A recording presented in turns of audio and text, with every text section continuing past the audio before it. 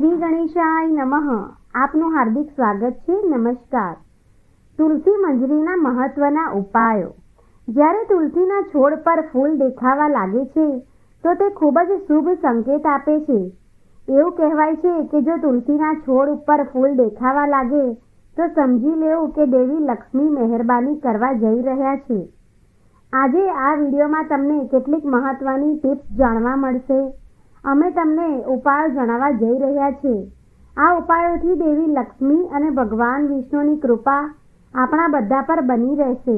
જો પૈસાને લઈને તણાવ વધી રહ્યો છે, તમારા ઘરમાં સારી રકમ કમાયા પછી પણ સુખ શાંતિ નથી અને રોજ ઝઘડા થાય છે, તો તુલસીનો સહારો લો. મંજરીના ઉપાયોથી તમારી સમસ્યાઓ ઓછી થઈ શકે છે. તુલસીને દેવી લક્ષ્મીનું સ્વરૂપ માનવામાં આવે છે. ગુરુવારનો દિવસ ભગવાન વિષ્ણુને સમર્પિત છે અને તુલસી તેમને સૌથી પ્રિય છે. દર ગુરુવારે શ્રી હરિના ચરણોમાં તુલસી મંજરી અર્પણ કરો. આમ કરવાથી તમારી આર્થિક સ્થિતિમાં સુધારો થશે, મુશ્કેલીઓ દૂર થશે અને તમારા ધનમાં આશીર્વાદ મળશે. તમારું અટકેલું ધન પરત મળે છે અને તમારી આવક વધે છે. બીજો ઉપાય છે, જો તમે ઈચ્છો કે માં મહાલક્ષ્મી હંમેશા તમારા ઘરમાં વાસ કરે અને તેમના આશીર્વાદ તમારા પર બની રહે, તો તુલસી મંજરીને લાલ રંગના કપડામાં બાંધીને તમારા સંપત્તિ વિસ્તારમાં રાખો. આમ કરવાથી તમારે આર્થિક સમસ્યાનો સામનો નહીં કરવો પડે. ત્રીજું છે કે જે ઘરમાં ઝઘડા વારંવાર થાય છે તે ઘરમાં આ તુલસી મંજરીનો ઉપયોગ કરવામાં આવે છે. તેવા ઘરમાં દરરોજ ગંગાજળમાં થોડા તુલસીના બીજ ભેળવીને છાંટવાથી તમારા ઘરમાં સુખ, સમૃદ્ધિ અને શાંતિ રહે છે અને આવા ઘરમાં લક્ષ્મી વાસ કરે છે. ચોથો ઉપાય છે કે શુક્રવારે તુલસીનો ઉપાય કરવો ખૂબ જ શુભ ગણાય છે. એવું માનવામાં આવે છે કે દેવી લક્ષ્મીની પૂજા દરમિયાન તમારે શુક્રવારે તુલસી મંજરી અર્પણ કરવી જોઈએ. આ ઉપાયને અનુસરવાથી દેવી લક્ષ્મીની કૃપા હંમેશા તમારા ઉપર બની રહે છે અને ધનનો પ્રવાહ વધે છે.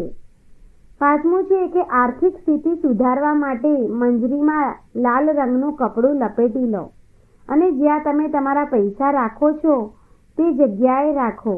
તેનાથી ઘરમાં આશીર્વાદ આવે છે અને પરિવારના સભ્યોની પ્રગતિ થાય છે.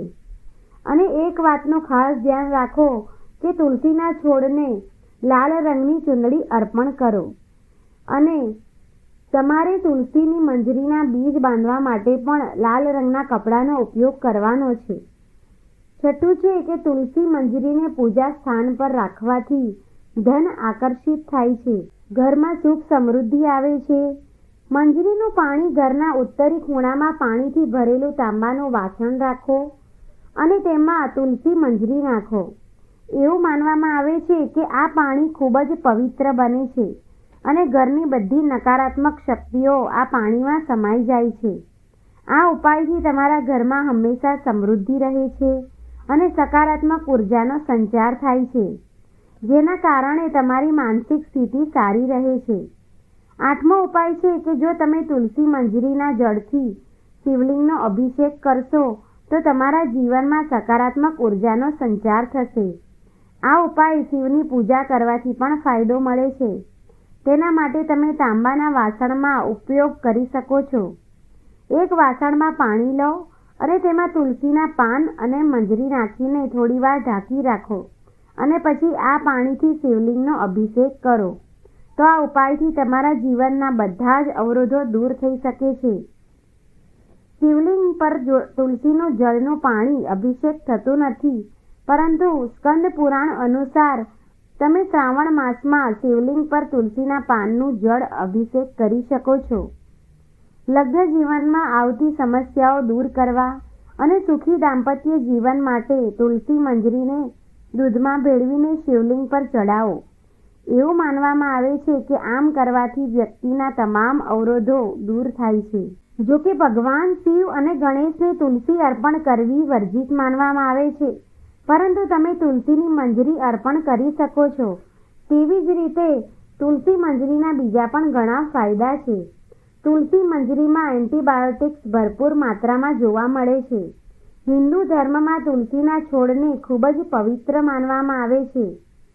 મિત્રો, માહિતી પસંદ આવી હોય તો કમેન્ટ બોક્સમાં એકવાર જય તુલસી માતા અવશ્ય લખજો અને આ વિડીયોને લાઈક કરજો, શેર કરજો અને ચેનલને તમે પહેલીવાર જોઈ રહ્યા હોય તો સબસ્ક્રાઈબ જરૂર કરજો. જય શ્રી કૃષ્ણ.